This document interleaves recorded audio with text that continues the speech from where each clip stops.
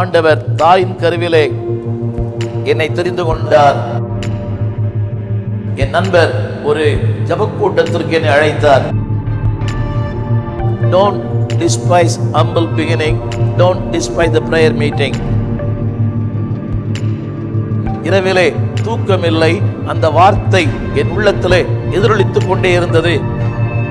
அவன் சொன்ன வார்த்தை, இயேசுவே மெய்யான தெய்வம் என்று சொல்லிவிட்டு அந்த இடத்தை விட்டு அவன் நகர்ந்து விட்டான். என்னுடைய குடும்பத்தார் நான் கிறிஸ்தவர் ஆகிவிட்டேன் என்பதை கண்டுபிடித்தார்கள். நேரடியாய் சொன்னார், என் மகனே, கர்த்தர் ஊழியத்திற்கு அழைக்கிறார். நீ வருங்காலத்திலே ஆண்டவருக்கேற்ற நல்ல ஒரு பாத்திரமாய் மாற முடியும். பாஸ்டர் ஹென்றி ஜோசப் ஐயா அவரோடு கூட 16 ஆண்டுகள் மாரநாதா இயக்கத்தில் அவரோடு கூட வேலை செய்கிற ஒரு மாபெரும் வாய்ப்பை பெற்றேன். 19 முறை நான் போலீஸ் ஸ்டேஷன் போய் வந்திருக்கிறேன். தேவன் ஒன்றை செய்வார் சொல்லுவாரானால் அதற்கேற்ற கிருபைகளை தருவார், அதற்கேற்ற உபகரணங்களை தருவார், அதற்கேற்ற வாய்ப்புகளை தருவார். செருப்பு இல்லை, ஷூ இல்லை, வெறுங்காலிலே பள்ளிக்கு சென்றிருக்கிறேன். ஆனால் ஆண்டவர் எந்த மனுஷனையும் மேன்மைப்படுத்த உயர்த்த அவரால் முடியும். எனவே சூழ்நிலைகளை பார்க்க வேண்டாம், வார்த்தையை பாருங்கள். திரும்ப சொல்லுகிறேன், உங்கள் நிலையிலிருந்து ஆண்டவரை பார்க்க வேண்டாம், ஆண்டவர் நிலையிலிருந்து உங்களை பாருங்கள்.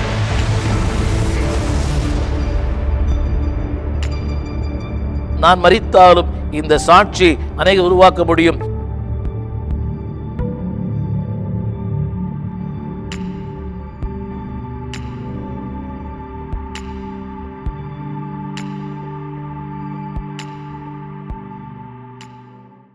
ஆண்டவராக இயேசு கிறிஸ்துவின் நாமத்தில் இந்த ஊடகத்தின் வாயிலாக உங்களை சந்திப்பதில் அதிக மகிழ்ச்சி அடைகிறேன்.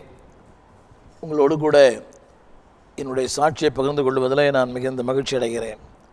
சங்கீதம் 27 இப்படி சொல்லுகிறது, சில ரதங்களை குறித்தும் சில குதிரைகளை குறித்தும் மேன்மை பாராட்டுகிறார்கள், நாங்களோ எங்கள் தேவனாகிய கர்த்தருடைய நாமத்தை குறித்தே மேன்மை பாராட்டுவோம். இந்த சாட்சியின் நோக்கம் ஒரு சுய விளம்பரம் அல்ல. தேவன் எந்த மனிதனையும் பயன்படுத்த முடியும், எந்த மனுஷனையும் பிரகாசிப்பிக்கிற மெய்யான ஒளி இயேசு. ஆண்டவர் இயேசு மனிதனுடைய வாழ்க்கையில் பிரவேசிக்கும் போது அவன் வாழ்க்கையை மாற்றுகிறார். அவனுடைய ஜீவியத்தில் அதிசயங்களையும் அற்புதங்களையும் செய்கிறார் என்பதற்கு ஒரு சிறிய சாட்சியாக இந்த சாட்சியை உங்களோடு நான் பகிர்ந்து கொள்ளும்படி விரும்புகிறேன். 1953ஆம் ஆண்டு ஒரு சின்ன கிராமத்தில் நான் பிறந்தேன். ஒரு இயேசுவை அறியாத ஒரு குடும்பத்தில் நான் பிறந்தேன். என் தகப்பனாருக்கு 9 பிள்ளைகள். நான் சென்னையிலே மண்ணடி என்ற இடத்துல பிறந்து வளர்ந்து வாழ்ந்தேன். 1970ஆம் ஆண்டு இந்த இயேசுவை சந்திக்கிற வாய்ப்பை பெற்றேன். ஆரம்பத்தில் இந்துவாக இருந்தாலும் அதிக பக்தி. இப்படி சொல்லியிருக்கிறேன், இந்துவாக பிறந்தேன், இந்துவாக வாழ்வேன், இந்துவாக மரிப்பேன். அதிக பக்தி உள்ளவனாய் வாழ்ந்தேன். வேதம் சொல்லுகிறது, பக்தி உள்ளவனை ஆண்டவர் தமக்காக தெரிந்து கொண்டார். இளம்பிராயத்திலேயே ஒரு நாளைக்கு 3 முறை இந்து ஆலயங்களுக்கு போவேன். எந்த தீய பழக்கங்களுக்கும் அடிமையாகாமலே வாழ்ந்தேன்.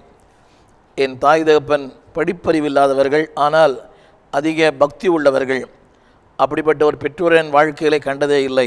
ஒழுக்கம், நீதி, நேர்மை, உண்மை, இப்படிப்பட்ட ஒரு படிப்பறிவில்லாத ஒரு பெற்றோருக்கு நான் பிறந்தேன். ஆனாலும் அவர்களைப் போலவே வளர்த்தார்கள். எனக்கு அறிவு தெரிந்து என் தகப்பனும் தாயும் ஒரு சினிமா தியேட்டருக்கு அவர்கள் போனதில்லை, ஒரு நாளும் சண்டையிட்டதில்லை. அதுதான் வாழ்க்கையில் நான் கற்றுக்கொண்ட மிகப்பெரிய ஒரு பாடம். நாட்கள் உருண்டோடிற்று. என்னுடைய 11வது வகுப்பு படிக்கும்போது அந்த நாட்களில் SSLC என்று சொல்லுவார்கள். நான் அப்படியே என் வாழ்க்கையை ஓடிக்கொண்டிருந்தேன். பக்தியாக வாழ்ந்தேன். வீடு விட்ட உடனே பள்ளி, பள்ளியை விட்ட உடனே வீடு. ஏழ்மைதான், வறுமைதான், இல்லாமைதான். ஆனாலும் ஒரு ஒழுக்கமான வாழ்க்கை வாழ அன்றைக்கு ஆண்டவர் உதவி செய்தார். 1970ஆம் ஆண்டு என்னோடு படித்த ஒரு இந்து மாணவர் மூலமாக தான் நான் இயேசு அறிந்தேன். அவர் என்னோடு கூட 8ஆம் வகுப்பில் அவர் படிக்க ஆரம்பித்தார்.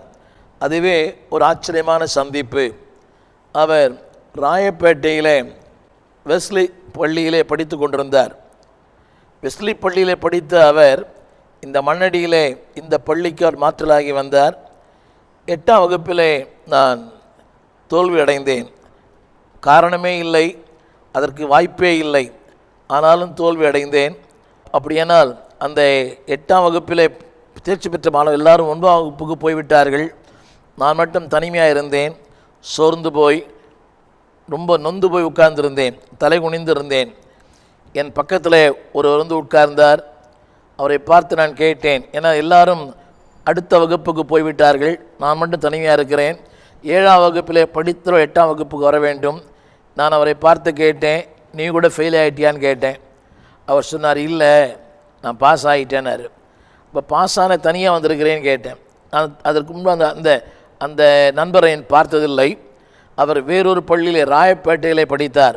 நான் மண்ணடியிலே படித்து கொண்டிருக்கிற பள்ளியில் அவரை பார்த்து கேட்டேன், எங்கிருந்து வரேன்னு கேட்டேன். அவர் சொன்னார், ராயப்பேட்டையிலிருந்து வருகிறேன். நான் கேட்டேன், அங்கிருந்து இங்கே வர காரணம் என்ன?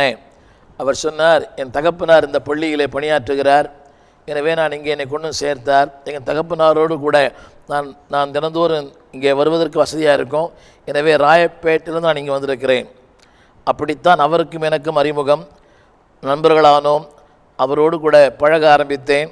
அவரும் நல்ல ஒரு பக்தி உள்ள ஒரு இந்து குடும்பத்தில் பிறந்தவர், ஒரு சைவ குடும்பத்தை சார்ந்தவர். 8வது, 9வது, 10வது, 11வது 4 ஆண்டுகள் ஒரு குடும்ப சகோதரனைப் போல நாங்கள் பழகினோம். என் வீட்டுக்கு அவர் வருவார், அவர் வீட்டுக்கு நான் போவேன். 11ஆம் வகுப்பு படிக்கும்போது ஆரம்பத்தில் அவர் இயேசுவை ஏற்றுக்கொண்டார். கொஞ்ச நாட்களாக நெருங்கி இருந்தவர் கொஞ்சம் விலக ஆரம்பித்தார். அவருடைய போக்கு, அவருடைய காரியங்கள் எல்லாம் வித்தியாசமாக இருந்தது.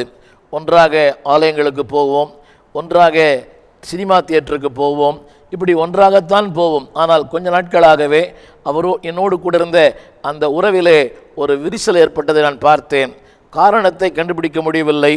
அடிக்கடி தலை குனிந்து கொள்ளுவார், ஏதோ ஒன்று சொல்லுவார். ஆனால் எனக்கு இது புரியாத ஒரு புதிராக இருந்தது. ஒரு நாள் நானே அவரை பார்த்து கேட்டேன், உன்னுடைய காரியங்கள் சற்று வித்தியாசமாக இருக்கிறது, உன்னுடைய போக்கே எனக்கு புரியவில்லை, என்ன காரணம் என்று கேட்டேன். அதுக்கு சொன்னார், நான் இயேசுவை ஏற்றுக்கொண்டேன், எனக்கு அது பைத்தியமாய் தோன்றிற்று. இது என்ன இயேசுவை ஏற்றுக்கொள்வது? ஒரு புரியாத ஒரு புதிர், வார்த்தை புதிது, அந்த சொற்றொடரே புதிது. இயேசுவை ஏற்றுக்கொண்டேன். நான் கேட்டேன், அப்படின்னா என்னன்னு கேட்டேன். இல்லை, நான் கிறிஸ்தவன் ஆகிட்டேன் அப்படின்னார். நான் சொன்னேன், என்ன பைத்தியமா, நீ ஏதாவது கிறிஸ்துவ பெண்ணை காதலிக்கிறியா அப்படின்னு கேட்டேன். இல்லை அப்படின்னார். அப்போ நான் சொன்னேன், இத்தனை வருஷம் நம்ம ஒன்றா தான் பழகணும், ஒரே ஆலயங்களுக்கு போகணும், என் கூட நீ வருவ, என்னன்னு கேட்டேன். அப்புறம் அவருடைய வாழ்க்கையின் சரித்திரை சொல்ல ஆரம்பித்தார். நான் இயேசுவை சந்தித்தேன், அவருடைய சிலுவை தரிசனத்தை நான் பார்த்தேன் என்று சொல்லி வேதத்தில் வசனங்களை சொல்ல ஆரம்பித்தார். அதாவது மனிதன் பாவியாக இருக்கிறான், அந்த பாவியான மனிதனுக்கு ஒரு மீட்பு தேவை, ஒரு இரட்சகர் தேவை, அவர் இயேசு. எல்லாம் எனக்கு பைத்தியமாய் தோன்றிற்று. நான் சொன்னேன், யாரோ உன்னை குழப்பியிருக்கிறார்கள், ஒருவேளை ஒரு பெண்ணுக்காக நீ மாறி இருக்கலாம். அவர் சொன்னார், நான் பெண்ணுக்காகவோ மண்ணுக்காகவோ மாறவில்லை, இந்த இயேசு என்னை சந்தித்தார் என்று சொன்னார். ஆனாலும் நான் அவரோட வாதம் செய்தேன். ஆரம்பத்தில் அதிகமான இந்து புராணங்கள் நிறைய படித்திருக்கிறேன். திருப்புகழ், திருப்பாவை, திருவெம்பாவை, குறள் அதிகமான மனப்பாடம் செய்திருக்கிறேன். பக்தி அதிகமான திருக்குறளை மனப்பாடம் செய்வேன், அப்படியே சொல்லுவேன். இப்படிப்பட்ட ஒரு நாளைக்கு 3 முறை ஆலயங்களுக்கு போவேன். எல்லா தெய்வங்களுக்கும் பக்தி. செவ்வாய்க்கிழமையானால் அரண்மனைக்காரத்தில் இருக்கிற அந்த அந்தோனியார் கோயிலுக்கு போவேன். வியாழக்கிழமையானால் மவுண்டோல் இருக்கிற அந்த தர்காவுக்கு போவேன். வெள்ளிக்கிழமையானால் அந்த கந்தக்கோட்டம் என்று சொல்வார்களே, கந்தக்கோட்டம், அங்கு போவேன். காலையும் மாலையும் தம்புச்செட்டித்தில் இருக்கிற அந்த காளிகாம்பாள் அந்த கோயிலுக்கும் போவேன். இப்படி அதிக பக்தி, அதிக ஒழுக்கமான ஒரு வாழ்க்கை. எந்த கெட்ட பழக்கம் அடிமை இல்லை. ஒரே ஒரு தீய பழக்கம், சினிமாவுக்கு அடிமையாக இருந்தேன். காரணம், என் நண்பர்கள் பலர் சினிமா துறை இருந்த காரணத்தினாலே அதில் ஈடுபாடு. மற்றபடி அவளோடு பழகினாலும் எந்த தீய பழக்கத்துக்கும் அடிமையாகாமலே என்னை காத்து கொண்டேன். நாட்கள் ஓடிற்று. எனக்காக அவர் ஜெபித்தார். ஆனால் எனக்கு அதில் ஈடுபாடு இல்லை. அதாவது அவரை சந்திப்பதை நானும் தவிர்த்தேன். ஆனால் அவர் தொடர்ந்து என்னோடு கூட பேசிக்கொண்டே வந்தார். நான் விலகினாலும் என்னை தொடர்ந்து வந்தார். A running man and seeking God என்று சொல்லுவார்கள். ஓடும் ஒரு மனிதன், அவனை தேடி வந்த ஒரு இயேசு. நான் ஓடிக்கொண்டே இருந்தேன். ஆனால் எனக்காக அவர் அதிகமாக ஜெபித்தார். அது மட்டுமல்ல, அடிக்கடி ஆண்டரை பற்றி சொல்லுவார், வசனங்களை சொல்லுவார். எதுவுமே என் காதில் ஏறவில்லை. செவிடன் காதில் ஊதுகிற சங்கு போல எதையும் ஏற்றுக்கொள்கிற மனப்போக்கும் இல்லை. அதிகமான ஒரு பக்தி. இப்படி சொல்லியிருக்கிறேன், நான் கிறிஸ்தவனாய் நான் மாற வேண்டும் என்றால் ஒரு கிறிஸ்தவ குடும்பத்தில் பிறந்திருப்பேன். ஒரு இந்து தாய் தகப்பனுக்கு பிறந்தேன். இந்துவாக வாழ்வேன், இந்துவாகவே மரிப்பேன், இந்துவாகவே நான் ஜீவிப்பேன். நான் இந்து என்று எல்லாருக்கும் அறிய வேண்டும் என்பதற்காக ஒவ்வொரு நாளும் அதிகமாக திருநூறை நன்றாக அதாவது தண்ணீரிலே கரைத்து குழைத்து அது பூசுவேன். ஏனென்றால் சும்மா பூசினா அது மறைஞ்சிரும். அதை தண்ணியில் கரைச்சி பூசினா சாயங்காலம் வரைக்கும் இருக்கும். எனவே அதில் ரொம்ப பக்தி. மாணவர்கள் கேலி பண்ணுவார்கள். அதில் ஒரு குங்குமம், அதில் ஒரு சந்தனம், இப்படியெல்லாம் ஒரு பக்திமய பரவசத்திலே வாழ்ந்தேன். ஆண்டவர் தாயின் கருவிலே என்னை தெரிந்து கொண்டார். வேதம் சொல்லுகிறது, தோன்றுகிற எவனும் தோன்றும் முன்னமே அவன் பேரிடப்பட்டிருக்கிறான். நாட்கள் ஓடிக்கொண்டிருந்தது. ஒரு நாள், ஒரு வெள்ளிக்கிழமை, மே மாதம், என் நண்பர் ஒரு ஜபக்கூட்டத்திற்கு என்னை அழைத்தார். அது ராயப்பேட்டையிலே ஒரு சின்ன ஒரு ஓட்டு வீடு. நான் போக விருப்பமில்லை. ஆனாலும் அவர் கட்டாயப்படுத்தினார். சரி, ஒரு கூட்டம்தானே, அதுவும் சொன்னார், ஒரு வீடு, சற்று போகலாம். ஆனால் மாலை ஒரு 7 மணிக்கு அவர் என்னை கூட்டிக் கொண்டு போனார். நான் இருந்தது மண்ணடியில் பாரிஸ் கார்னர் பக்கத்தில் வீடு. அவர் தான் என்னை கூட்டிக் கொண்டு போனார். 7, 8, 9 முதன்மையாக கிறிஸ்தவர்கள் எப்படி ஜெபிக்கிறார்கள் என்பது அங்கு தான் பார்த்தேன். ஒரு வயதான ஒரு 4 தாய்மார்கள். நான் சொல்ல விரும்புகிற வார்த்தை என்னவென்றால், don't despise humble beginning, don't despise the prayer meeting. ஆண்டவர் என்னை ஒரு மாபெரும் சுவிசேஷ கூட்டத்தில் என்னை சந்திக்கவில்லை, ஒரு படைமுயற்சி கூட்டத்தில் சந்திக்கவில்லை, ஒரு மெகா கூட்டத்தில் சந்திக்கவில்லை. 4 பேர் அமர்ந்து ஜெபிக்கிற ஒரு சின்ன வீட்டு கூட்டத்தில் என்னை சந்தித்தார். எனவே வீட்டு கூட்டங்களிலும் தேவன் ஒரு மனிதனை மாற்ற முடியும் என்பதற்கு நான் ஒரு சிறிய சாட்சி. அந்த வீட்டு கூட்டத்தில் முதலாவது அவரோடு கூட அமர்ந்தேன். 4 வயதான தாய்மார்கள். முதன்முறையாக அவர்கள் ஜெபிக்கிறது, பாடுகிறது, ஆவில் நிரம்புகிறது, அத்தனையும் எனக்கு புதிதாய் தோன்றினது. ஒரு புதிய அனுபவம். இதற்கு முன்பாக கிறிஸ்தவ ஆலயமோ கிறிஸ்தவ நட்போ கிறிஸ்தவ தொடர்போ சற்றும் இல்லை. ஆனால் நான் மட்டும், எல்லாரும் கண்களை மூடிக்கொண்டிருக்கிறார்கள், நான் மட்டும் கண்களை திறந்து பார்த்து கொண்டிருக்கிறேன்.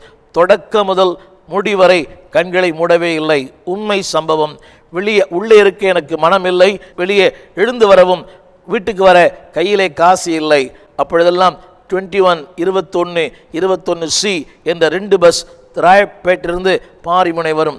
பாரிமுனையிலிருந்து என் வீட்டுக்கு நான் நடந்து வருவேன். பிராட்வேக்கு வர காசு இல்லை. இவர் தான் காசு கொடுத்து என்னை கூட்டிக் கொண்டு போனார். அவரை கூப்பிட வேண்டும் என்று சொன்னால் அவர் கண்ணை மூடிக்கொண்டிருக்கிறார். அவரும் ஜெபித்து கொண்டிருக்கிறார். வர முடியவில்லை. எனவே கட்டாயத்தின் சூழ்நிலையினாலே அந்த ஜபக்கூடில் உட்கார்ந்திருந்தேன். 8:30 மணி ஆயிற்று, 9 மணி ஆயிற்று. ஜபம் முடிந்த பாடு இல்லை. திடீரென ஒரு சத்தம் கேட்டது. சுற்றுமுற்றும் பார்த்தேன். ஒரு ஆண் சத்தம். ஆனால் அங்கு ஆண்களே இல்லை. நான், என் நண்பர், 4 வயதான தாய்மார்கள். சுற்றி சுற்றி பார்த்தேன், யாருமே இல்லை. ஆனால் சத்தம் கேட்கிறது. நீதிமொழிகள் 28ஆம் அதிகாரம் 13ஆம் வசனம். சுற்றி பார்த்தேன், யாருமே இல்லை. ஆனால் அந்த வார்த்தை தொடர்ந்து என் காதுகளிலே தொனித்து கொண்டே இருந்தது. நான் ஏதோ ஒன்றை உணர்ந்தேன். இது ஒரு வேதத்தில் இருக்கிற ஒரு வசனமாக இருக்கலாம் என்று சொல்லி எனக்குள்ளே ஆவியான பேசினார். என் நண்பர் கண்களை மூடிக்கொண்டிருந்தார். மிக மெதுவாக அவருடைய கரத்திலிருந்து வேதத்தை நான் எடுத்து பிடுங்கினேன் கூட சொல்லலாம். எடுத்தேன். அட்டவணையை பார்த்தேன். நீதிமொழிகள் என்ற ஒரு வாசகம் இருந்தது. அந்த பக்கத்திற்குள்ளே போனேன்.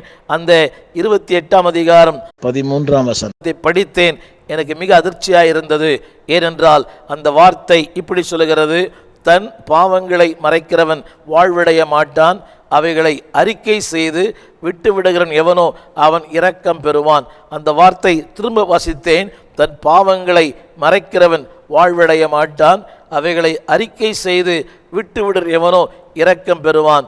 அந்த வார்த்தை வாசித்துடனே எனக்குள்ள அதிர்ச்சி. ஏனென்றால் அந்த நாள் வரை, அந்த நிமிடம் வரை நான் இப்படி சொல்லியிருக்கிறேன், நான் பாவி அல்ல, நான் எந்த தவறும் செய்யவில்லை, நீங்கள் பாவி, உங்கள் போதகர் பாவி, உங்கள் சபையில் இருக்கிறவர்கள் பாவி என்று வாதம் பண்ணுவேன், விவாதம் பண்ணுவேன். ஆனால் அந்த வார்த்தை எனக்கு என்னோட நேரடியாய் பேசிற்று, யாரிடத்திலும் சொல்லவில்லை. கூட்டம் முடிந்தது, அவர் எனக்கு பஸ் காசு கொடுத்தார், வீட்டுக்கு வந்தேன். இரவிலே தூக்கமில்லை. அந்த வார்த்தை என் உள்ளத்திலே எதிரொலித்து கொண்டே இருந்தது. இரவெல்லாம் அதே வார்த்தை, நீ ஒரு பாவி. ஒரு 1000 பேர் சேர்ந்து சொல்வது போல, தன் பாவங்களை மறைக்கிறவன் வாழ்வடைய மாட்டான், அவைகளை அறிக்கை செய்து விட்டு விடுகிறவன் எவனோ அவன் இரக்கம் பெறுவான். அந்த வார்த்தை நடந்தாலும், தூங்கினாலும், குளித்தாலும், உறங்கினாலும், புசித்தாலும் அந்த வார்த்தை தொடர்ந்து வந்து கொண்டே இருந்தது. ஆனால் நான் அதை குறித்து சற்றும் கவலைப்படவில்லை. ஆனால் என்னோடு கூட ஆவியானவர், ஆண்டவர் பேசிக்கொண்டிருந்தான். நாட்கள் சென்றது. நான் ஆரம்பத்தில் சொன்னது போல, ஓடும் ஒரு மனிதன் அவனை தேடி வருகிற தெய்வம். இந்த சம்பவத்தை என் நண்பரிடத்திலோடு சொல்லவில்லை. 2வது சம்பவம் என் வாழ்க்கையில் நடந்தது. ஒரு வெள்ளிக்கிழமை மாலை என் வீட்டிலே மூத்தவன் இந்து படங்களுக்கு பூஜை பண்ணுகிறேன். அதுதான் என்னுடைய அன்றாட ஒவ்வொரு வெள்ளிக்கிழமை நான் செய்கிற ஒரு காரியம். நான் தான் என் வீட்டிலே நான் மூத்த மகன். அப்படி செய்து கொண்டிருக்கும் போது எனக்குள்ளே ஒரு கேள்வி, நாம் இத்தனை தெய்வங்களை ஆராதிக்கிறோமே, இது எது மெய்யான தெய்வம்? கேட்பதற்கு ஆட்கள் இல்லை. யாரிடத்திலும் போனால், ஒரு இந்துவிடத்தில் போனால் அவர் இந்து தெய்வத்தை சொல்லுவார், கிறிஸ்தவரிடத்தில் போனால் இயேசுவை சொல்லுவார், ஒரு இஸ்லாமியர் அவருடைய அல்லாவை சொல்லுவார். எனவே எங்கே கேட்பது, யாரிடத்தில் கேட்பது? குழப்பமான நிலை. இந்த சம்பவத்துக்கு பிறகு மனதிலே ஒரு குழப்பம், ஒரு தயக்கம். ஆனாலும் இந்து ஆலயங்களுக்கு தொடர்ந்து போய்கொண்டிருந்தேன். காலை, மாலை, இரவு 3 வேளை போவேன். அதை மட்டும் விட்டுவிடவில்லை. ஆனால் உள்ளத்திலே ஒரு குழப்பமான, ஒரு போராட்டமான நிலை. அன்றைக்கு வெள்ளிக்கிழமை, மே மாதம் 1970ஆம் ஆண்டு அந்த பூசையெல்லாம் முடிந்தது. அந்த நாளிலே ஒரு சிறு பையன் எங்கள் வீட்டுக்கு வந்திருந்தான். அவனுக்கு ஒரு 11 வயது இருக்கும். 6ஆம் வகுப்பு படிப்பதற்காக எந்த பள்ளியிலே சேரலாம் என்பதற்காக விசாரிக்க என்னிடத்தில் வந்தான். அந்த பையனை பார்த்து நான் கேட்ட ஒரு கேள்வி, ஏன் கேட்டேன், எதற்காக கேட்டேன், ஒன்றும் தெரியாது. அவனை பார்த்து நான் கேட்ட கேள்வி, அவன் இந்து மாணவன், 5ஆம் வகுப்பு முடித்திருக்கிறான். 6ஆம் வகுப்புக்கு எங்கே செல்லலாம், நான் படிக்கிற பள்ளியிலே அவனை சேர்க்க முடியுமா என்பதற்காக கேட்கும்படி வந்தான். அவனை பார்த்து ஒரு சின்ன கேள்வி கேட்டேன். இப்படி சென்னை பாஷையில், டேய், நம்ம இத்தனை சாமி கும்பிட்றோமேடா, இதில் எதிரா மெய்யான சாமி? அப்படி தான் கேட்டேன். நான் யோசித்ததெல்லாம், அங்கே தொங்குகிற, அங்கே இருக்கிற ஏதாவது ஒரு படத்தை சொல்லுவான். எங்கள் வீட்டில் எல்லா தெய்வங்களின் படங்களும் இருந்தன, இயேசுவை தவிர. எல்லா தெய்வங்கள், புத்தர் இருந்தார், காந்தி இருந்தார், சாய்பாபா இருந்தார், ஆண் தெய்வங்கள், பெண் தெய்வங்கள் எல்லாம் இருந்தது, இயேசுவை தவிர. நான் நினைத்ததெல்லாம் இதில் ஏதாவது ஒன்றை குறிப்பிடுவான். அவன் சொன்ன வார்த்தை இன்றைக்கும் என் சிந்தையிலே, என்னுடைய காதுகளிலே துணித்து கொண்டிருந்தது. ஏறக்குறைய 49 ஆண்டுகள் இன்றைக்கும் பசுமையாக இருக்கிறது. அவன் சொன்ன வார்த்தை, இது கூட தெரியாத இவ்வளோ பேர் ஆம்பளையாக இருக்கிறேன்னு கேட்டான். எனக்கு அது ரொம்ப அதிர்ச்சியாக இருந்தது. நான் கேட்டேன், உனக்கு தெரியுமாடான்னு கேட்டேன். அவன் சொன்னான், எனக்கு தெரியும்னா. அப்புறம் கேட்டேன், நீ சொல்லுவியான்னு கேட்டேன். அவன் சொன்னான், சொல்லுவேன், ஆனால் சொன்னால் என்னை அடிக்கக்கூடாதுன்னா. இதெல்லாம் நடந்த உரையாடல். அப்படியே சொல்லுகிறேன். நான் சொன்னேன், சத்தியமாக அடிக்க மாட்டேன்னு சொன்னேன். அவன் சொன்ன வார்த்தை, இயேசுவே மெய்யான தெய்வம் என்று சொல்லிவிட்டு அந்த இடத்தை விட்டு அவன் நகர்ந்து விட்டான். அது இன்னொரு 2வது மிகப்பெரிய அதிர்ச்சி. அன்றைக்கும் என்னோடு கூட ஆவியானவர் பேசுகிறார், சத்துருவும் பேசுகிறான். ஆண்டவர் சொல்லுகிறார், என் மகனே, இது நான் உனக்கு கொடுக்கிற 2வது தருணம். அன்றைக்கும் இயேசு ஏற்றுக்கொள்ளவில்லை. உடனே அறிவு, உலகம், சத்துரு, உணர்ச்சிகள் சொல்கிறது, முட்டாள், ஒரு சிறு பையன் வார்த்தையை நம்புகிறாயே. அன்றைக்கும் அதே நிலைமை. வீட்டிற்கு அந்த இரவு படுத்தேன், தூக்கமில்லை. அந்த வார்த்தை திரும்ப திரும்ப, இயேசுவே மெய்யான தெய்வம், இயேசுவே தெய்வம், இயேசுவே தெய்வம் எதிரொலித்து கொண்டது. இதையும் யாரிடத்திலும் சொல்லவில்லை. நாட்கள் ஓடிற்று. அந்த பையனை நான் பார்க்கவே இல்லை. அதற்கு பிறகு அந்த பையனை பார்க்கவில்லை. காலங்கள் மாறின பிறகு வேதம் நான் வாசிக்கும் போது, சங்கீதம் 8:2 வேதம் சொல்லுகிறது, பாலகர் வாயினாலே அவர் துதி உண்டாக்குகிற கர்த்தர். அன்றைக்கு தெரிந்து கொண்டேன், ஆண்டவர் பாலகர் வாயினாலும் சிறு பிள்ளையின் மூலமாகியும் ஆண்டவர் பேச முடியும் என்பதை தெரிந்து கொண்டேன். இரண்டாவது சம்பவம், நாட்கள் ஓடிற்று. ஆனால் அதே பழைய வாழ்க்கை, ஆலயம், வீடு, பக்தி, பரவசம், புனித ஸ்தலங்கள், இப்படியே என் வாழ்க்கை ஓடிக்கொண்டிருந்தது. சினிமா. ஆனால் மூன்றாவது, என்னுடைய பள்ளி படிப்பை முடித்தேன். கல்லூரியிலே தாம்பரத்தில் ஒரு கல்லூரியில் சேர்ந்த வாய்ப்பை பெற்றேன். மிகுந்த ஒரு தூரமான ஒரு இடம் இருப்பது. நான் மண்ணடியிலே வாழ்ந்தேன். தாம்பரத்துக்கு டெய்லி போக வேண்டும். அதை தாண்டி கௌரிவாக்கம், அங்கே தான் படித்தேன். ஒவ்வொரு நாளும் ட்ரெயினில் தான் போகிறது உண்டு. அன்றைக்கு குறிப்பிட்ட நாளிலே, அன்றைக்குத்தான் சென்னையிலே தேவி பாரடைஸ் என்ற சினிமா தியேட்டர் ஆரம்பிக்கிற அந்த நாள் அது நன்றாய் ஞாபகம் இருக்கிறது. அந்த படத்தின் பெயர் மெக்கனஸ் கோல் என்ற படம் அன்றைக்கு திரையிடப்படுகிறது.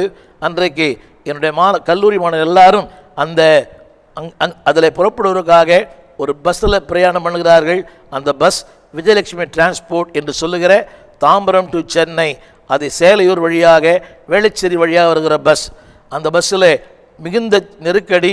நானும் ஏறினேன். எப்படியோ முண்டி அடித்து கொண்டு எல்லாரும் அந்த தேவி பாரடைஸ் அதை போகிறார்கள். நான் பிராட்வே வரும்படியாக டிக்கெட் வாங்கினேன். அந்த பஸ் மாணவர்களால் நிரம்பி இருந்தது. எப்படியோ அந்த டிரைவருக்கு பக்கத்தில் எனக்கு ஒரு சீட் கிடைத்தது. நான் உட்கார்ந்தேன். உட்கார்ந்த உடனே பஸ் தாம்பரத்திலிருந்து, நான் இருந்த கௌரிவாக்கத்திலிருந்து சைதாப்பேட்டை கிட்ட வேளச்சேரி நெருங்கி வந்து விட்டது. ஒரு வயதான பெரியவர் உள்ளே ஏறினார். அவரை பார்த்து கேட்டேன். அவர் ரொம்ப முதிர்ந்தவராக, ரொம்ப முதிர்ந்த வயசு, தலையிலே ஒரு சுமை வைத்திருந்தார். நான் கேட்டேன் அவர்கிட்ட, ஐயா நீங்கள் இங்கே உட்கார்றீங்களான்னு கேட்டேன். ரொம்ப நல்லது தம்பி என்று சொன்னார். என்னுடைய ஆசனத்தை டிரைவருக்கு பக்கத்தில் அவருக்கு கொடுத்து விட்டு நான் அந்த பஸ்ஸில் விஜயலட்சுமி டிரான்ஸ்போர்ட் என்று சொல்லுகிற அந்த பஸ்ஸில் பின்னாலே நான் நின்று கொண்டிருந்தேன். வாழ்க்கையிலே முதன்முறையாக ஜெபிக்க வேண்டும் என்கிற ஒரு எண்ணம் எனக்கு தோன்றிற்று. எப்படி ஜெபிப்பது, எப்படி ஆரம்பிப்பது, யாரிடத்தில் ஜெபிப்பது தெரியவில்லை. இப்படி மனசுக்குள்ளே இப்படி சொன்னேன், இயேசுவே எனக்கு ஒரே குழப்பம். நீர் உண்மையான தெய்வமாக இருப்பீரானால் இந்த ஒரு விஷயம் என்னோடு பேசும். 2 முறை என்னோடு பேசினீர். ஆனால் இன்னும் ஒரு சரியான ஒரு முடிவை, தீர்க்கமான முடிவை எடுக்க முடியாத நிலைமை. இதற்கு மத்தியிலே என் நண்பர் ஜெபிப்பார், வசனம் சொல்லுவார், பல முறை என்னோடு பேசுவார். ஒன்றும் என் காதலே ஈடுபடவில்லை. ஆனால் 3வது முறை இப்படி உண்மையாய் சொன்னேன், இயேசுவே நீர் உண்மையான தெய்வமாக இருப்பீரானால் என்னோடு இது கடைசி சந்தர்ப்பமாக இருக்கட்டும். Let it be a last chance for me. இந்த ஒரு விசை எனக்கு இரக்கம் பாராட்டும் அதாவது கண்களை மூடிக்கொண்டிருந்தேன். திடீரென ஒரு சத்தம், ஜனங்களுடைய அலறல், ஜனங்களுடைய கூக்குரல் என்னவென்று கண் திறந்து பார்த்தேன். நான் வந்த பஸ்ஸானது பிரேக் ஃபெயிலியர் ஆகி இன்னொரு பஸ்ஸோடு மோதி அப்பளம் போல பஸ் மாறிவிட்டது. எனக்கும் சின்ன சின்ன உராய்வுகள் கரத்தில் இருந்தது. நான் பார்த்த அந்த முதல் நபர் அந்த பெரியவர். அந்த பெரியவரை நான் பார்த்தபோது அந்த பெரியவருடைய தலை அந்த பஸ்ஸில் இருந்த அந்த கண்ணாடிக்குள்ளே அப்படியே அவர் தொங்கிக் கொண்டிருக்கிறார். ரத்தம் வழிந்து கொண்டிருக்கிறது. அவரை மருத்துவமனை கொண்டு போனார்கள். இன்று வரை அவர் உயிரோடு இருக்கிறாரா, அவர் மரித்து போனாரா தெரியாது. ஆனால் அன்றைக்கும் அதே சத்தத்தை கேட்டேன். அந்த சத்தம் என்னவென்றால், மகனே நான் உன்னை நேசிக்கிறேன், எனவேதான் இந்த ஆபத்திலிருந்து, இந்த மரணத்திலிருந்து உன்னை விடுதலையாக்கினேன். இந்த சத்தத்தை கேட்டேன். Follow me, I will make you. மகனே ஐ லவ் யூ, உன்னை நேசிக்கிறேன், எனவேதான் இந்த விபத்திலிருந்து உன்னை நான் மீட்டெடுத்தேன். அந்த சத்தத்தை கேட்ட அந்த இடம் ஞாபகம் இருக்கிறது. மறைமலடிகள் பாலம். அந்த பாலத்தில் மத்தியானம் ஒரு 2-3 மணி இருக்கும். முழங்கால் படியிட்டேன். நான் சொன்ன ஒரு வார்த்தை, இயேசுவே இன்று முதல் உடைய பிள்ளையாக இருப்பேன். வாழ்வில் என்ன வந்தாலும், என்ன பாடுகள் வந்தாலும் இயேசுவுக்காய் வாழ்வேன். அந்த நாள் எனக்கு ஞாபகம் இல்லை. அதாவது கல்லூரி சேர்ந்த அந்த முதல் வாரம், அந்த SIVT கல்லூரி கௌரிவாக்கம் சேர்ந்த முதல் 2வது வாரத்தில் இந்த சம்பவம் நடந்தது. ஆண்டவர் அன்றைக்கு என் வாழ்க்கையை அர்ப்பணித்தேன். என் நண்பரோடு இந்த சம்பவங்களை சொன்னேன். திரும்பவுமாக அவர் என்னை ஒரு ஆலயத்திற்கு கூட்டிக் கொண்டு போனார். வேதத்தை வாசிக்க ஆரம்பித்தேன்.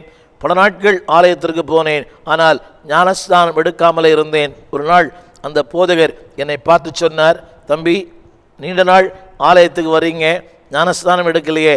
நான் சொன்னேன், ரொம்ப கஷ்டம் ஏன் அப்படின்னேன். அவர் சொன்னார், நான் தானே கொடுக்குற, உனக்கு என்ன கஷ்டம்?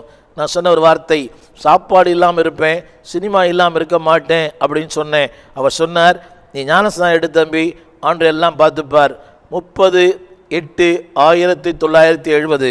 திரும்ப சொல்லுகிறேன், 30/8/1970 ஆகஸ்ட் மாதம் 30ஆம் தேதி 1970 கர்த்தருடைய வசனத்திற்கு கீழ்ப்படிந்து ஞானஸ்நானம் பெற்றேன். காலம் சென்ற சிஸ்டர் சாராள் நௌரோஜி எனக்கு ஸ்டீவன் தேவகுமார் என்று பெயரிட்டு காலம் சென்ற பாஸ்டர் நாதன் அவர்கள் எனக்கு ஞானஸ்நானம் கொடுத்தார்கள். தொடர்ந்து அந்த ஆலயத்திற்கு நான் போக ஆரம்பித்தேன். நான் இருப்பது மண்ணடி, நான் அங்கே போவது நடந்தே போவேன், போக்குவரத்திற்கு வசதி இல்லை, திரும்ப நடந்தே வருவேன். 49 ஆண்டுகள் ஆனது அந்த தேவமனிதனுடைய வார்த்தையை இன்றைக்கும் நான் நினைவு கூறுகிறேன். இதுவரையும் சின்ன திரையிலும் பார்த்ததில்லை, பெரிய திரையிலும் பார்த்ததில்லை. என்றைக்கு ஆண்டு ஏற்றுக்கொண்டேனோ எண்ணங்கள் மாறிற்று, சுபாவங்கள் மாறிற்று, ஆசைகள் மாறிற்று, விருப்பங்கள் மாறிற்று, பாதைகள் மாறிற்று, என் பயணங்களும் மாறிற்று. அதுதான் கிறிஸ்து கொடுக்கிற புது வாழ்வு. அன்பானவர்களே, கிறிஸ்தவம் ஒரு மதம் அல்ல, மனிதனுக்கும் ஆண்டவருக்கும் உள்ள உறவு. Christianity is not a religion, it is a relationship. என்றைக்கு ஆண்டவரை அர்ப்பணித்தேனோ எண்ணங்கள் மாறிற்று, சுபாவங்கள் மாறிற்று. அன்றைக்கு திரைப்படத்துறை இருந்த அத்தனை பேரும் நான் விலகவில்லை, அவர்களாக விலகிவிட்டார்கள். அதைவிட ஒரு பெரிய சமாதானம், அதைவிட ஒரு பெரிய சந்தோஷம். அன்றைக்கு சாப்பாடு இல்லாமல் இருக்க முடியும், சினிமா இல்லாமல் இருக்க முடியாது. நினைவு இருக்கிறது, ஒரு சினிமா திரைப்படத்திற்கு காலை 5 மணிக்கு போய் நான் தியேட்டரில் நின்று உடம்பெல்லாம் சிவந்து வந்தேன். அந்த படம் பேரே சிவந்தமன், உடம்பெல்லாம் சிவந்து வந்தேன். அப்படி ஒரு பைத்தியம். ஆனால் இன்றைக்கு 49 ஆண்டுகள் ஒரு வெற்றியுள்ள வாழ்க்கை வாழ கர்த்தர் கிருபை கொடுத்தார். இது சுயத்தால் வராது, அறிவால் வராது, திறமையால் வராது, தேவன் கொடுக்கிற கிருபையால் மட்டுமே. when you give something to God, he will take over you. எதை அவர் கரத்தில் கொடுக்கிறோமோ அந்நாள் வரை அதை அவர் காத்துக்கொள்ள வல்லவராக இருக்கிறார். உங்களால் முடியாது, அவரால் முடியும். எல்லாம் சொல்லுகிறார்கள், என்னால் முடியாது, குடியை விட முடியவில்லை, புகையை விட முடியவில்லை. இல்லை அன்பானவர்களே, நான் ஒரு சாட்சி. 49 ஆண்டுகள் அதில் வெற்றி உள்ள ஒரு வாழ்க்கை வாழ்ந்திருக்கிறேன். இதற்கு என் குடும்பம் சாட்சி, என் பிள்ளைகள் சாட்சி, என் மனைவி சாட்சி. 49 ஆண்டுகள் அந்த எண்ணம் கூட வரவில்லை. ஏனென்றால் எண்ணங்கள் மாறிற்று, ஆசைகள் மாறிற்று, விருப்பங்கள் மாறிற்று.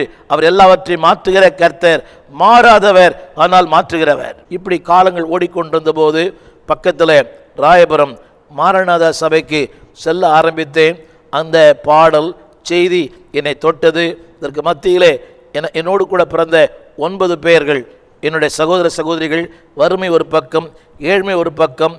என்னுடைய படிப்பு முடித்தவுடனே, கல்லூரி முடித்தவுடனே மாலை நேரங்களில் மளிகை கடைகளில் வேலை செய்வேன். அதை வைத்து என்னுடைய காரியங்களை நான் பார்த்து கொண்டிருந்தேன். ஆண்டவர் நல்லதொரு வேலை எனக்கு தந்தார். 71ஆம் ஆண்டு ரயில்வேவில் ஒரு நல்ல ஒரு தேவனுடைய மனுஷன் மூலமாக ஒரு வேலையை தந்தார்.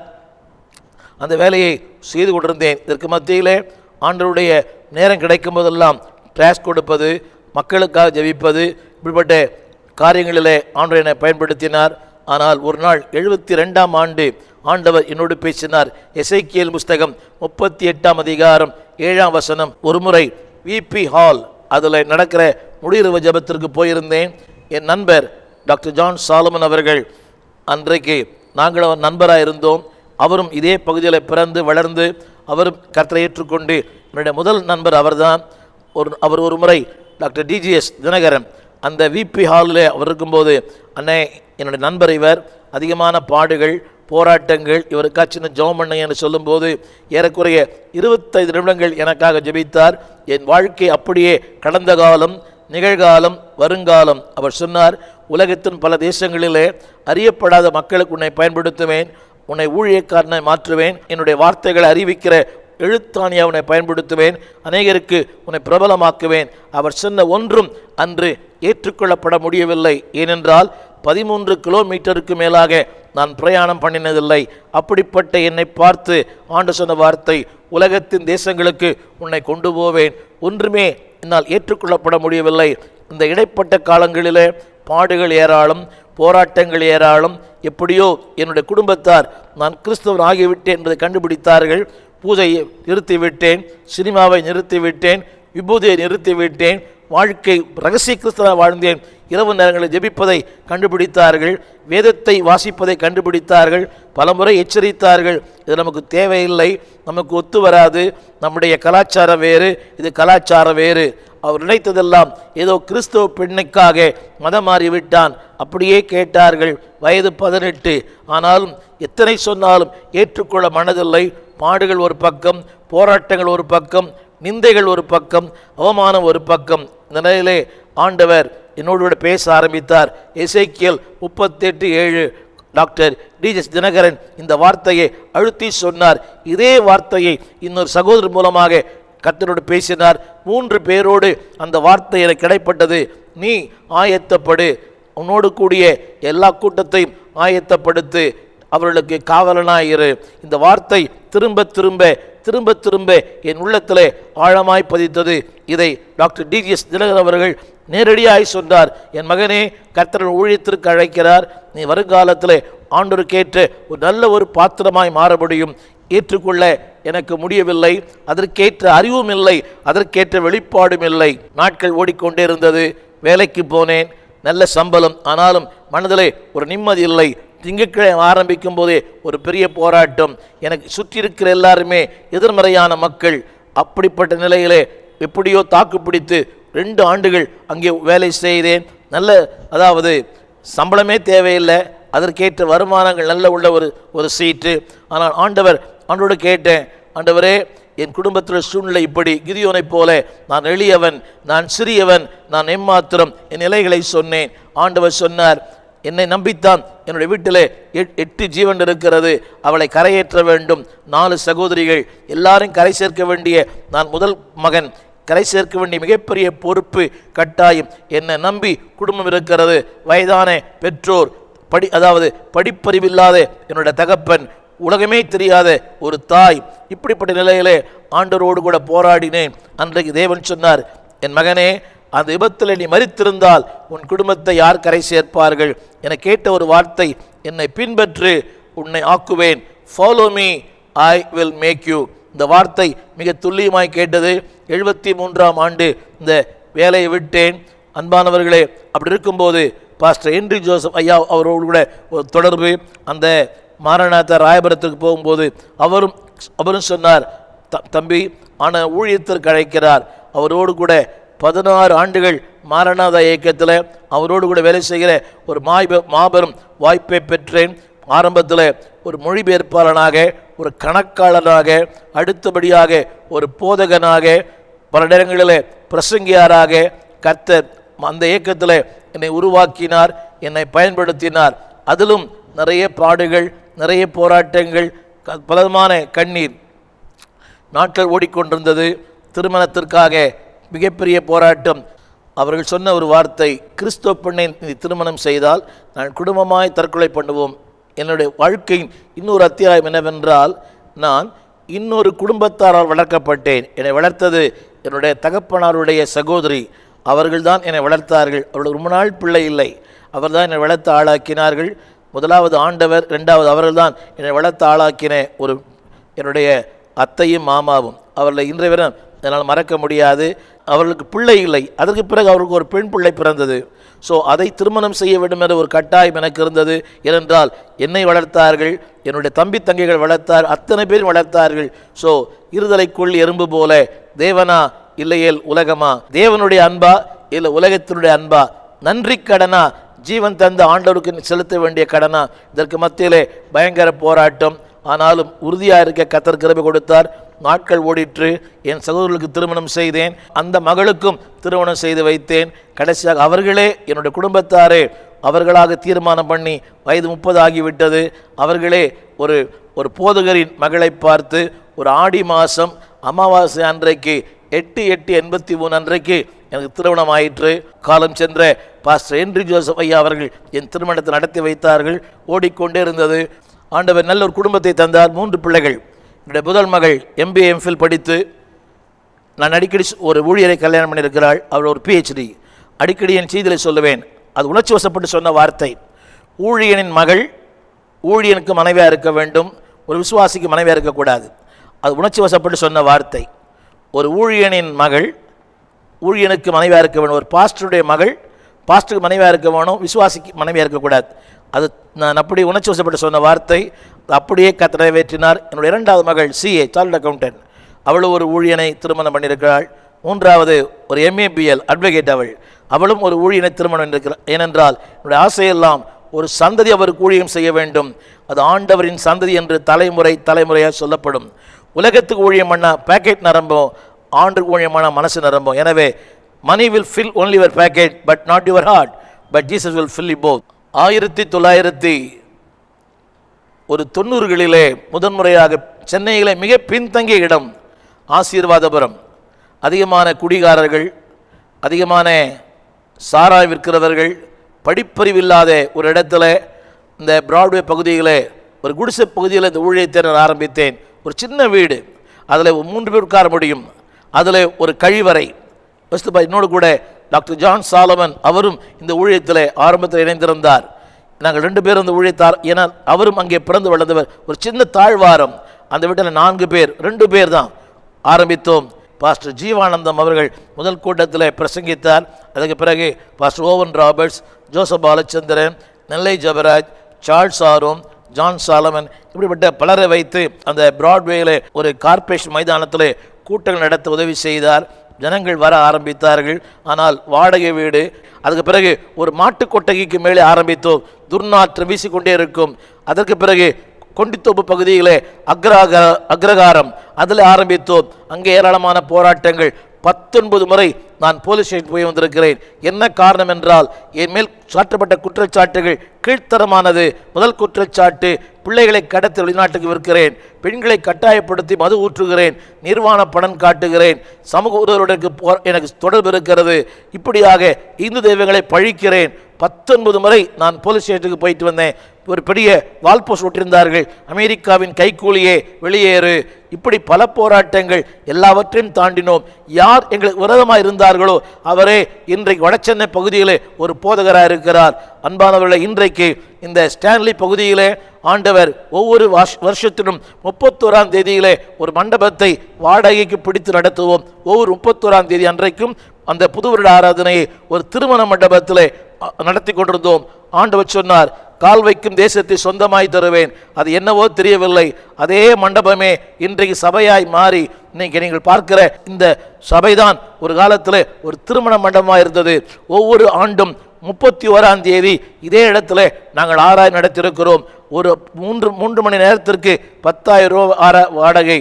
ஆனால் அதே இடத்தை இன்னைக்கு சொந்தமாக்கி ஒரு வேதாம பள்ளி, இப்படிப்பட்ட ஸ்டுடியோ, இப்படிப்பட்ட ஊழியங்கள் நடத்த கர்த்தர் கிருபை கொடுத்தார். அதைத்தான் ஆரம்பத்தில் சொன்னேன். when God gives he provides, when God gives he equips. தேவன் ஒன்றை சொல்லுவாரானால் அதற்கேற்ற கிருபைகளை தருவார், அதற்கேற்ற உபகரணங்களை தருவார், அதற்கேற்ற வாய்ப்புகளை தருவார். எனவே அழைத்தவர் உண்மை உள்ளவர், ஒரு நாளும் கைவிட மாட்டார். எனக்கு செய்ததை உங்களுக்கும் செய்வார். திரும்ப சொல்லுகிறேன், நான் அடிமட்டத்திலிருந்து அடித்தட்டத்திலிருந்து நான் வந்திருக்கிறேன். I started my life -0. இன்றைக்கு ஒருவேளை எல்லாரும் அறியப்பட்ட மக்களாக இருக்கலாம், உலகம் பார்க்கிற மக்களாக இருக்கலாம். ஒரு நாள் I was nothing, I was -0. அடுத்த வேளை சாப்பாடு இல்லை, அடுத்த வேளை ஆகாரம் இல்லை. என்னுடைய 11ஆவது வயது வரைக்கும் நான் வெறுங்காலிலே பள்ளிக்கு சென்றிருக்கிறேன். செருப்பு இல்லை, ஷூ இல்லை, வெறுங்காலிலே பள்ளிக்கு சென்றிருக்கிறேன். பிரேக்ஃபாஸ்ட் என்னவென்றே தெரியாது. அப்படிப்பட்ட மின்சாரம் இல்லாத ஒரு வீட்டிலே நான் என்னுடைய கல்லூரி படிப்பை முடித்தேன். அன்பானவர்களே, அந்த தரை கூட செங்கல் தரை, சிமெண்ட் தரை இல்லை, தலையணை கிடையாது. பழைய துணிகளை போட்டு தான் தூங்கியிருக்கிறோம். ஆனால் ஆண்டவர் எந்த மனுஷனையும் மேன்மைப்படுத்த உயர்த்த அவரால் முடியும். தேவை என்னவென்றால், உம்மை உறுதியாய் பற்றி கொண்டவர்கள் உண்மையே நம்பியிருக்கிறபடியினால் நீர் அவர்களை பூரண சமாதானத்தோடு உயர்த்துவார், அவர்களை காத்து கொள்ளுவார். எனவே அன்பானவர்களே, இன்றைக்கு ஏழ்மை, வறுமை, அன்பானவர்களே, ஏழ்மையும் வறுமையும் தற்காலிகமானது, அழைப்பும் வார்த்தையும் நிரந்தரமானது. திரும்ப சொல்லுகிறேன், your circumstances is only temporary, your calling and the word of God is permanent. எனவே சூழ்நிலைகளை பார்க்க வேண்டாம், வார்த்தையை பாருங்கள். திரும்ப சொல்லுகிறேன், உங்கள் நிலையிலிருந்து ஆண்டவரை பார்க்க வேண்டாம், ஆண்டவர் நிலையிலிருந்து உங்களை பாருங்கள். புரிய நினைக்கிறேன். don't look your circumstances on your own. அதாவது வேதத்திலிருந்து உங்களை பாருங்கள், உங்களிலிருந்து வேதத்தை பார்க்க வேண்டாம். அது அல்ல, வேதத்திலிருந்து உங்களையே பாருங்கள். வாழ்க்கை மாறும், சூழ்நிலைகள் மாறும், இல்லாமை மாறும். ஆண்டவர் சொன்னார், கானா ஒரு கல்யாணத்தில் அவர்கள் சொன்னார்கள், திராட்சரசம் குறைவுபட்டிருக்கிறது. ஆண்டவர் சொன்ன வார்த்தை, அன்பாவளே, தண்ணீரை ஊற்றுங்கள். கொஞ்சம் யோசித்து பாருங்கள், சாப்பாடு இல்லை, ஆனால் அவர் சொல்லுகிறார் தண்ணீரை ஊற்று. சில நேரங்களிலே பைத்தியமாய் தோன்றும், ஆனால் உங்களுக்கு பைத்தியமாய் தோன்றும், தேவனுக்கு ஞானமாய் தோன்றும். அவருடைய கருத்து என்னவென்றால், you do the possible, he will do the impossible. தண்ணீரை ஊற்றுவது உன்னால் முடியும், அதை ரசமாய் மாற்றுவது அவரால் முடியும். எனவே உன்னால் என்ன முடியுமோ அதை நீங்கள் செய்யுங்கள், அவரால் முடிந்தவற்றை அவர் நிச்சயமாய் செய்வார். இம்பாசிபிள் என்ற வார்த்தை இங்கே திரையிலே பாருங்கள், IMPOSSIBLE. அந்த ஐக்கு முன்னால ஒரு கேபிட்டல் H போடுங்க. இப்ப படிச்சு பாருங்களேன், இம்பாசிபிள், அதாவது அவரால் கூடும். அந்த எரிகோவின் கோட்டை கூட சுற்றி வாருங்கள், அந்த எரிகோ இடிந்து விழும். பைத்தியக்காரத்தனமாக இருக்கிறது. எது உங்களுக்கு பைத்தியமாய் தோன்றுகிறதோ அது தேவனுக்கு ஞானமாய் தோன்றுகிறது. அறிவு சொல்லுவதல்ல, அனுபவம் சொல்லுவதல்ல, மக்கள் சொல்லுவதல்ல, ஆண்டவர் சொல்லுகிற வார்த்தையை நம்புங்கள், அவர் அப்படியே செயல்படுத்துவார். அறிவுக்கும் ஆற்றலுக்கும் சிந்தனைக்கும் செயலுக்கும் அப்பாற்பட்டவர் தேவன். அவர் என்ன சொல்லுகிறாரோ அப்படி செய்யுங்கள். ஆங்கிலத்திலே ஒரு பழமொழி இருக்கிறது, God irritates before he illuminates. அதாவது குழப்பித்தான் தெளிவை தருகிறார். அந்த குருடனுக்கு சொன்ன வார்த்தை, அந்த குருடனுக்கு சேற்றை கண்களிலே பூசினார். யோசித்து பாருங்களேன், ஒரு கண்ணிலே தூசுப்பட்டாலே கண்ணி எரியும், ஆனா அந்த குருடனுக்கு சேற்றை அவன் கண்களை பூசினார். எவ்வளவு கண் எரிச்சலா இருந்திருக்கும், ஆனால் அவன் பார்வையடைந்தான். சில நேரங்களிலே வாழ்க்கை எரிச்சலா இருக்கும், வாழ்க்கை குழப்பமா இருக்கும், ஆனா ஒரு நாள் வாழ்க்கை செழிப்பாய் மாறும். நீ காணும் இந்த சூழ்நிலைகள் தற்காலிகமானது, தேவன் வைத்திருக்கிற ஆசீர்வாதம் நிரந்தரமானது. 1986 தேவன் என்னோடு பேசினார். அதாவது, உனக்கு ஒரு ஊழியத்தை நான் தருகிறேன், இதோ திறந்த வாசலை உனக்கு முன்பாக வைத்திருக்கிறேன், ஒருவனும் அதை பூட்ட முடியாது. அப்படிப்பட்ட வார்த்தை என்னோடு வந்து கொண்டிருந்தது. இதற்கு மத்தியிலே ஆண்டவர் அநேக புஸ்தகங்கள் எழுதவும் அநேக ரேடியோக்களில் பேச கர்த்தர் கிருபை கொடுத்தார். 86 ஆண்டவர் சொன்ன வார்த்தை, இதோ திறந்த வாசலை உனக்கு முன்பாக வைத்திருக்கிறேன், ஒருவனும் பூட்ட மாட்டான். ஆண்டவர் சொன்ன வார்த்தைப்படி என்னுடைய போதகரோடு பேசினேன். ஆனால் அவருக்கு விருப்பம் இல்லை, என்னை விட்டு விடுவதற்கு அவருக்கு மனதில்லை. ஆனாலும் ஆண்டவரோடு பேசி கடைசியாக 86 திறந்த வாசல் பூரண சுவிசேஷ சபை இயக்கம் என்ற ஒன்றை ஆரம்பித்தேன். இன்று ஏறக்குறைய 70 சபைகளும் இதுவரைக்கும். அடுத்தபடியாக 83 ஆண்டு எனக்கு கொடுத்த ஒரு பாரம், தாய் தகப்பனற்ற பிள்ளைகளை வளர்த்து ஆளாக்குவன் என்கிற பாரம். புலம்பலின் புஸ்தகத்திலே கர்த்தர் சொல்லுகிறார். அந்த வார்த்தை என்னவென்றால், அதாவது திக்கற்ற மக்களுக்கும் உன் கைகளை எடு, அவர்களுக்காக நீ ஜெபி, அவர்களை பராமரி என்ற வார்த்தை எனக்குள்ளே வந்து கொண்டே இருந்தது. அந்த வார்த்தைக்கு கீழ்ப்படிந்து 83 ஒரு 3 பிள்ளைகளோடு கூட ஒரு சிறிய விடுதியை திருவள்ளூருக்கு பக்கத்தில் சேலை என்ற ஒரு கிராமத்தில் ஆரம்பித்தேன். அற்பமான ஒரு ஆரம்பம். இன்றைக்கு 2000 பிள்ளைகளை அந்த விடுதியின் மூலமாக வளர்த்து ஆளாக்க கர்த்தர் கிருபை கொடுத்தார். இரண்டாவதாக ஒரு வேதாகம் பள்ளி, அநேக ஊழியர்களை உருவாக்கும்படியான ஒரு கிருபை தேவன் தந்தார். இதுவரை 2000 ஊழியர்களை உருவாக்க. மூன்றாவது குறிப்பாக உலகத்தின் பல தேசங்களிலே அறியப்படாத நாடுகள், Russia, Poland, check, Slovakia, Brazil, பின்தங்கிய நாடுகளான கம்போடியா, வியட்நாம், ஆப்பிரிக்கா, இப்படி பல நாடுகளிலே மிகப்பெரிய ஊழியர் கூடுகைகளில் மிகப்பெரிய கூட்டத்தில் பேசும்படி கர்த்தர் 85 ஆண்டிலிருந்து இதுவரை உலகத்தின் பல தேசங்களிலே பல முறை தேவனுடைய வார்த்தையை சொல்ல கர்த்தர் வாய்ப்பை தந்தார். 13 கிலோமீட்டருக்கு மேலாக போக முடியாத என்னை இன்றைக்கு மாதங்கள் தோறும், வருடங்கள் தோறும், வருடத்தின் பல நாட்கள், ஒரு காலத்தில் ஆகாயமானத்தை அண்ணாந்து பார்த்த நாட்கள் உண்டு. இன்றைக்கு அடிக்கடி உலகத்தின் பல தேசங்களிலே அறியப்படாத இங்கே இருக்கிற பிரேசில், அளவிட்டால் அமேசான் காடுகள், இப்படிப்பட்ட சொல்ல முடியாத, சொல்லிக்கொண்டே போகலாம், எண்ணிக்கையே இல்லை.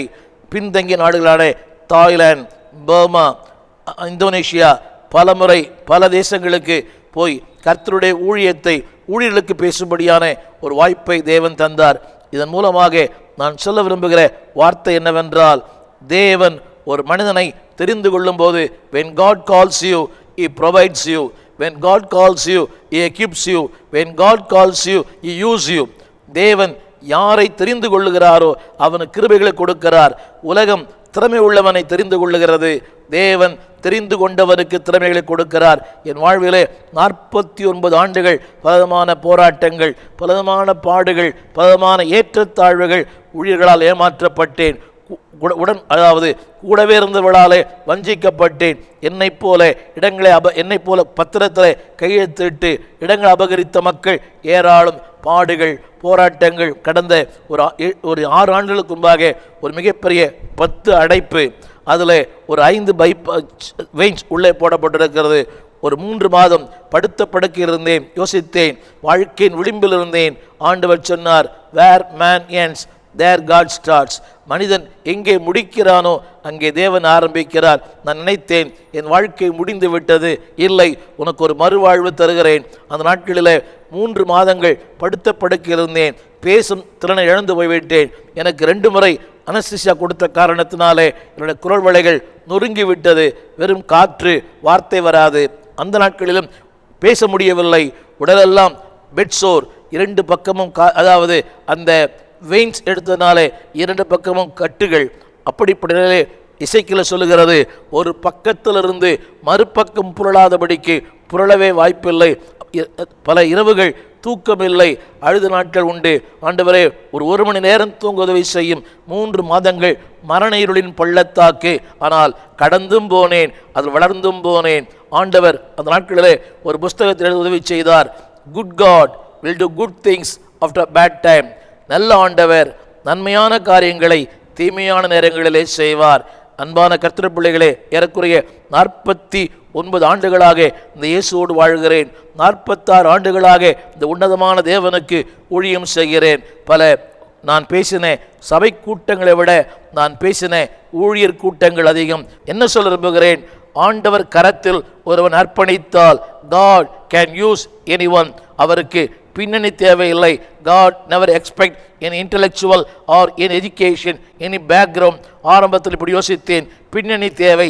அந்த குடும்பத்தில் பிறந்திருந்தால், அந்த ஊரில் பிறந்திருந்தால், இன்னாருக்கு மகனாய் பிறந்திருந்தால். இல்லை, ஆண்டவர் யாரை தெரிந்து கொள்ளுகிறாரோ அவர்களை கர்த்தர் பயன்படுத்த முடியும். ஒரே ஒரு காரியம், God wants nobody to be nobody, he wants everybody to be somebody. ஆண்டவர் ஒருவரையும் ஒன்றுமில்லாததற்கு அழைக்கவில்லை, ஒவ்வொருவரையும் ஏதோ ஒன்று அழைத்திருக்கிறார்.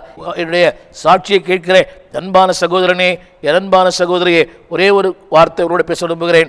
wherever you are, whoever you are, whatever you are, நீ எங்கிருந்தாலும், நீ யாராயிருந்தாலும், எந்த சூழ்நிலை இருந்தாலும் God can use you.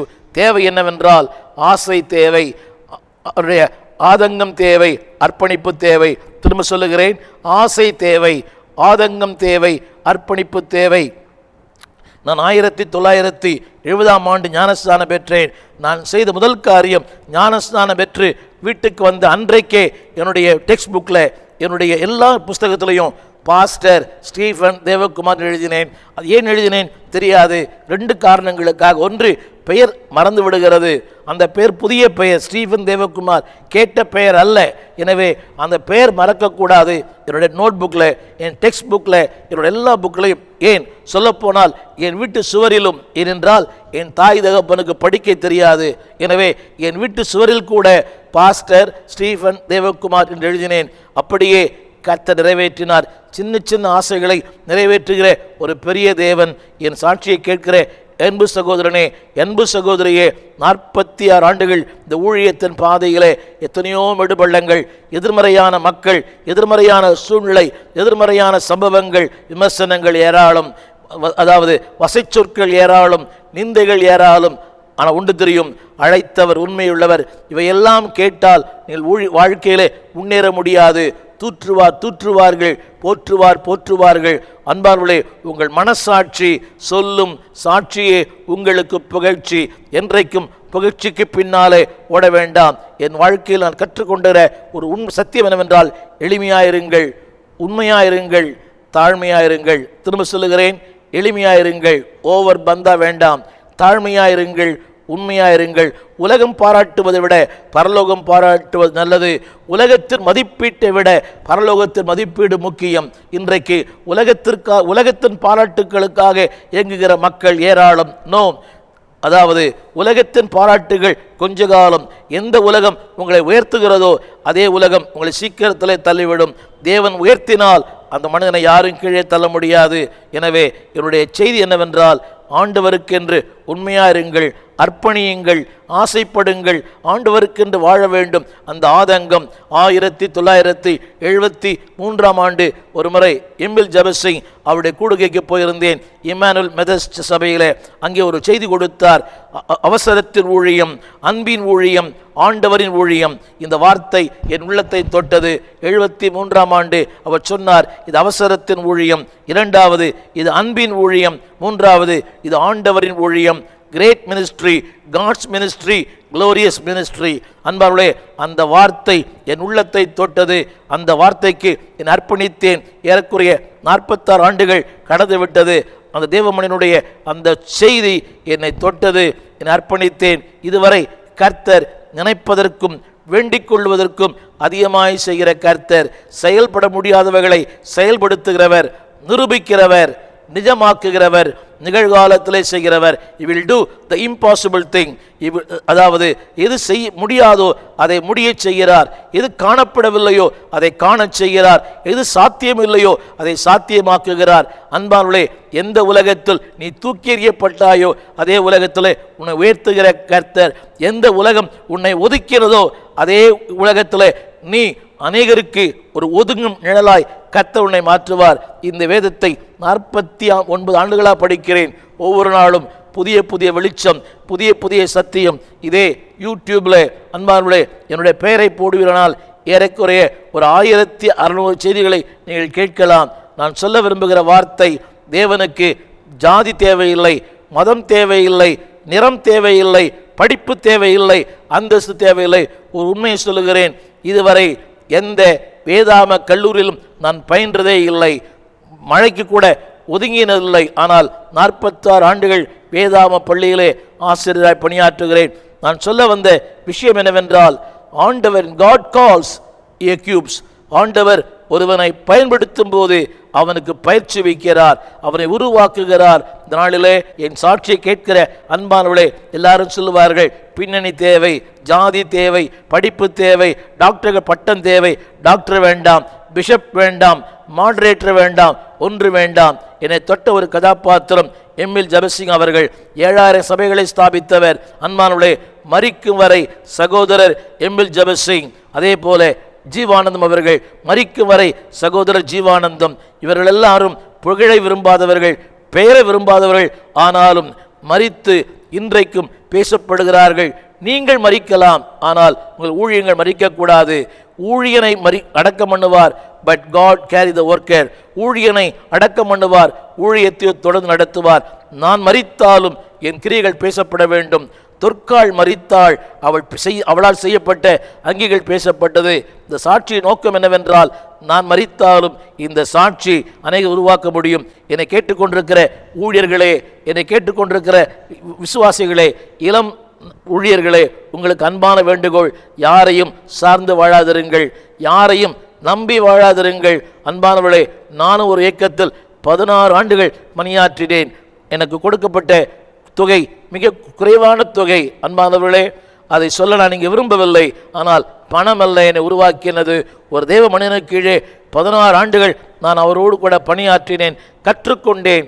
இன்றைக்கும் உலகமெங்கும் தேவனால் பயன்படுத்தப்படுகிற ஒரு பாத்திரமாய் 70 திருச்சபைகளை ஸ்தாபிக்க, பல 1000 ஊழியர்களை உருவாக்க ஆண்டவர் என்னையும் பயன்படுத்துகிறார். நான் சொல்ல வந்த சத்தியம் என்னவென்றால், தேவன் யாரையும் பயன்படுத்த முடியும், எவரையும் பயன்படுத்த முடியும். தேவை, அர்ப்பணம், ஆசை, ஆதங்கம், இந்த மூன்றும் இருந்தால் நீங்களும் வருங்கால இந்தியாவிலே இன்னொரு பில்லிகராக, இன்னொரு பெனியனாக, இன்னொரு ரெய்னார்ட் போங்கேவாக கர்த்தர் உங்களை மாற்றுவார். உங்களுக்காக ஜெபிக்க விரும்புகிறேன். வானத்தையும் பூமியும் படைத்த எங்கள் நல்ல ஆண்டவரே, இந்த அருமையான வேலைக்காக நன்றியோடு துதிக்கிறோம். அந்த காலத்திலிருந்து ஆச்சரியமான ஒளிக்கு உடைய புண்ணியங்களை அறிவிக்கும்படி தெரிந்து கொள்ளப்பட்ட ராஜரீக ஆசாரிய கூட்டமாய் எங்களை மாற்றினீரே. எங்கோ நான் வாழ்ந்தேன், அறியாமல் அலைந்தேன், என் நேச தேடி வந்தீர். நெஞ்சார அணைத்து முத்தங்கள் கொடுத்து நிழலாய் மாறிவிட்டீர். எஸ் லார்ட், ஜாதிகளுக்கு ஒருவனாய், கோத்திரத்துக்கு ஒருவனாய் எங்களை தெரிந்து கொண்டீர். இந்த சந்ததியிலே முதல் கிறிஸ்தவனாய் என்னை மாற்றினரே, உமக்கு ஸ்தோத்திரம். ஒரு சந்ததி அவருக்கு ஊழியம் செய்யும், அது ஆண்டவரின் சந்ததி என்று தலைமுறை தலைமுறையாய் சொல்லப்படும். தகப்பனே, இது எந்த மனுஷனை மாற்ற முடியும் ஐயா? ஜாதி, மதம், நிறம், மொழிகளுக்கு அப்பாற்பட்ட ஒரு தெய்வம். ஆண்டவரே, இந்த சாட்சியை கேட்கிற எண்ணற்ற ஜனங்கள் இந்த சாட்சியின் மூலமாக தொடப்பட இயேசு இன்றைக்கு உயிரோடு கூட இருக்கிறார். அவர் பேசும் தெய்வம், அவர் நிகழ்காலத்தின் தெய்வம். ஆண்டவரே, இதோ வாசற்படி நின்று கதவை தட்டுகிறேன் என்று சொன்னீரே, இதோ நிகழ்காலத்தின் தெய்வமாக இருக்கிறதுக்காக ஸ்தோத்திரம். இந்த சாட்சி யாரோ ஒருவரை மாற்றுமேயானால் கோடி நன்றி. இதற்காக உழைத்த, ஒளிப்பதிவு செய்த, இதை பதிவிட்ட, இதை ஏற்றம் செய்த அத்தனை பேரையும் வானத்தின் பலனிடத்திலிருந்து ஆசீர்வதியும். தகப்பனே, எங்களுடைய வாழ்க்கை கர்த்தருக்கு பயன்படணும். எங்கள் நேரம் கர்த்தருக்கு, எங்கள் பணம் கர்த்தருக்கு, எங்கள் அறிவு கர்த்தருக்கு, எங்கள் ஆண்டவரே எல்லா ஜீவன் கர்த்தருக்கு, எல்லாமே கர்த்தருக்கு. ஆண்டவரே, கர்த்தருக்கு பயன்படாத வாழ்க்கை எங்களுக்கே பயன்படாது. கர்த்தருக்கு பயன்படாத நேரம் எங்களுக்கே பயன்படாது. கர்த்தருக்கு பயன்படாத பணம் எங்களுக்கே பயன்படாது. எங்கள் நேரம் கர்த்தருக்கும், எங்கள் வாழ்க்கை கர்த்தருக்கு, நாங்களே கர்த்தருக்கு. ஆண்டவரே, பயன்படுத்தும் சித்தம் போல, பண்படுத்தும் விருப்பம் போல உம் கரத்தில் ஒரு புல்லாங்குழல் உமக்காக இசைக்க உதவி செய்யும். இயேசுவின் நாமத்தில் பிதாவே, ஆமேன், ஆமேன்.